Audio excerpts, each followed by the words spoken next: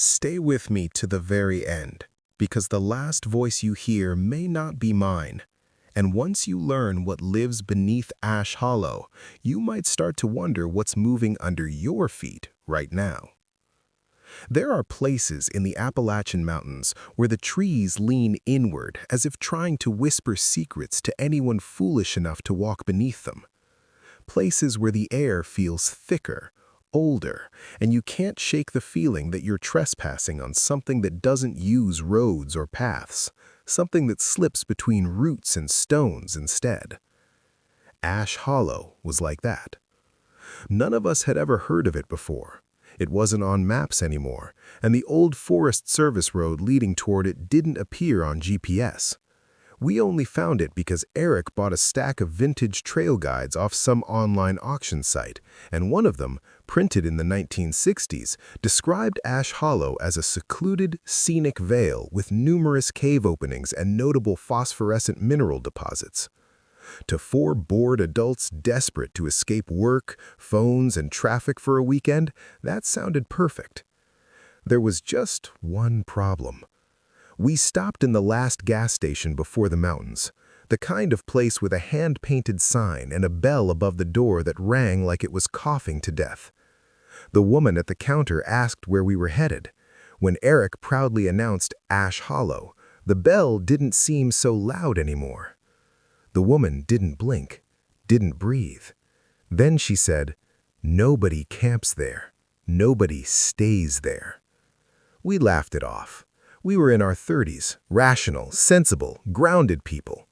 But when we walked outside, there was an old man sitting on a milk crate by the ice machine, chewing on an unlit cigarette like it was a piece of leather.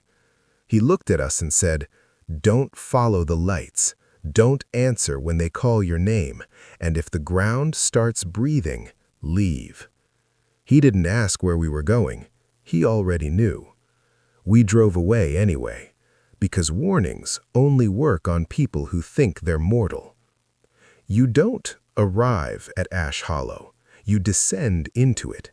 The Forest Service road became more suggestion than structure, washed out, clawed up by roots, the trees closing overhead like ribs. The sun changed. It didn't get darker exactly, it just felt farther away. When the hollow finally opened beneath us, it was like looking into a bowl scooped out of the world, a soft valley wrapped in black spruce and hemlock. The ground dipped, then dipped again, like something had burrowed under it and pulled the earth down after itself. Everywhere we looked, there were sinkholes littered with dead leaves, dark mouths, patient and waiting. And here's the strange thing. The ground didn't feel solid. Each step was a soft argument between your boots and the soil, a slight give, a suggestion of hollowness. But the air? It smelled clean, cool, quiet. We pitched our tents at the center of the valley. The last strip of daylight laid itself gently across the tree line, and just as it faded, the lights began. Tiny pinpricks at first, like cold fireflies beneath glass. They shimmered faintly just under the surface of the ground, blue-white and shifting slowly like something drifting through deep water.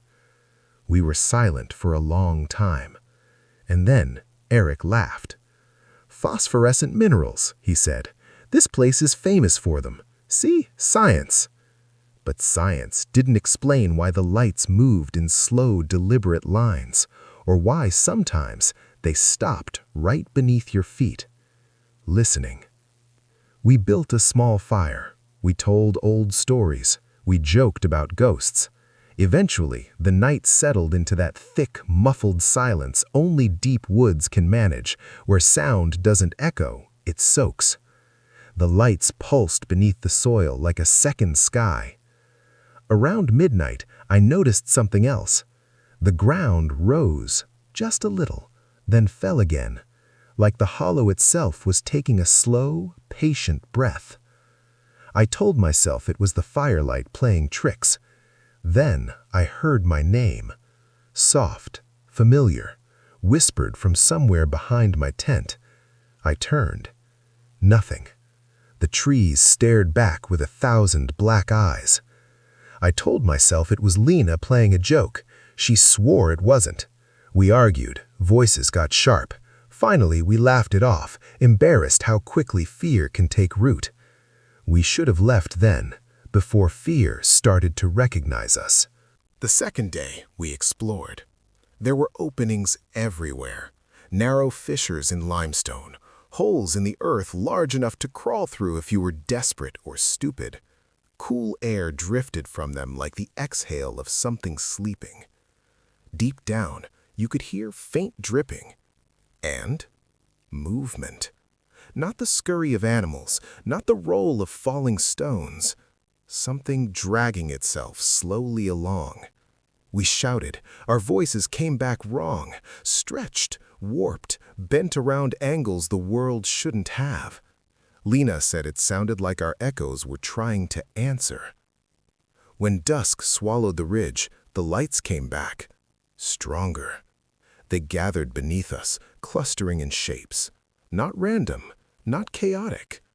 Patterns, lines, rings, spirals. And when we stepped closer, they slid away, regrouping, as though we were interrupting a conversation we were never invited to hear. That night, the ground pulse grew stronger. I lay in my tent, watching the earth rise and fall beneath the rainfly, counting the breaths. 1, 2, 3. Then I heard Eric whisper, "Is anyone else hearing their name?" We all were. The voices didn't sound like strangers anymore. They sounded like us, like the hollow was practicing. Around 3 a.m., something scraped against the underside of the ground, not far beneath, close enough that I could feel the vibration through my sleeping bag, like a fingertip dragging slowly beneath a drumskin. Then another, then more. They circled the camp, and everywhere they passed, the lights bloomed brighter. Lena whispered that she could see shapes in the glow, long, pale forms sliding through the earth as though it were water. No eyes, no mouths, just smooth, boneless bodies that bent too easily and moved with patient hunger. I thought she was imagining it, until one stopped directly beneath me. The soil swelled upward and pressed back when I pushed down. That was the first moment I felt it, the instinctive animal certainty. We weren't standing on the ground. We were standing on them. Fear makes people do stupid things. Silence makes them worse. So Eric decided we needed to prove there was nothing down there. He walked to the edge of one of the sinkholes with a flashlight and tossed in a rock. We listened. 1 second. 2. 3. No impact. But something down there shifted. The lights gathered, spiraled inward. And then, for the first time, something answered. It wasn't a sound, not really. It was a sensation behind the eyes, a pressure in the thoughts, like a hand rifling through your memories to see which parts tasted best. I realized, with the kind of clarity that only terror sharpens, they weren't hunting our bodies. They were hunting our names. The third night was when things broke. The lights surfaced in clusters now, the soil thinning between us and them until every step made the ground quiver.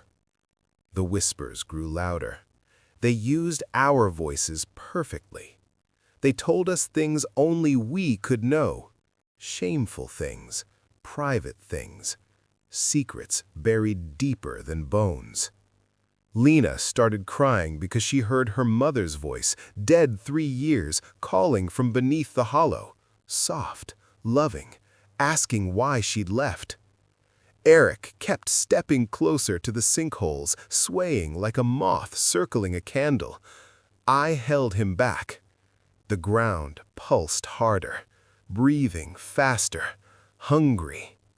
That was when the first hole opened, not collapsed, not eroded, opened like a pupil dilating. Soil peeled back, and something pale slid upward to taste the air. It didn't have a face, so it borrowed mine. A blank oval, and then slowly, impossibly, features formed. My eyes, my mouth, my small, terrified line of scar across my chin. It smiled and whispered my own name in my own voice. I don't remember screaming, but the others do. The night shattered into panic. We grabbed what we could, left what we couldn't. The lights followed. They moved beneath us like wolves tracking deer. The ground softened with every step, wet clay, then thick mud, then something slicker. We weren't running on earth anymore. We were running on skin. Eric fell first. His heel punched through the softened soil, and something seized him from below. Not claws, not teeth. Arms. Too many of them. Boneless, cold, smooth. They wrapped him gently, lovingly, pulling him down inch by inch as the ground closed over his mouth, his nose, his eyes. He didn't struggle. He was smiling because they were whispering to him in the voice of someone he loved. The last thing we saw was the lights blooming bright beneath him, swelling like a heartbeat. Then he was gone, and the hollow inhaled. We didn't talk after that. Talking meant listening. Listening meant answering.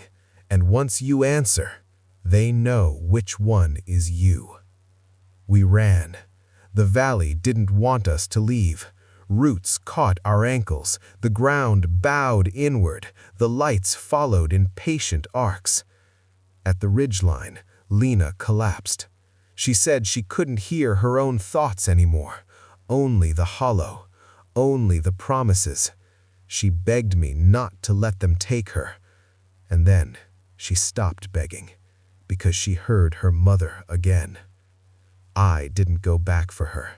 I need you to understand that. I left because some places don't kill you with violence. They kill you with familiarity. I reached the road at dawn. The world looked wrong, too bright, too loud, too full of angles and edges that shouldn't exist after the dark, curved world beneath the hollow. I drove until the gaslight came on. Then I drove farther. I didn't report anything. Who would believe it? Besides, I didn't want anyone saying my name.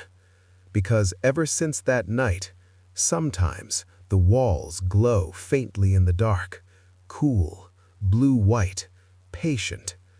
Sometimes I hear footsteps moving beneath the floor. And sometimes, when the house is very quiet, I hear Eric downstairs, calling to me, in my own voice, asking me to come back, because the hollow never lets you go. It just waits for you to come home. If you listened all the way to the end, thank you. But if you start hearing footsteps under your floor tonight, don't answer when they call your name. Because once you know about Ash Hollow, it already knows about you. If this story kept you looking over your shoulder, make sure you like, subscribe, and leave a comment telling me where you listen from. And if you've ever heard strange sounds beneath your home, I'd really like to know. Sleep well, if you can.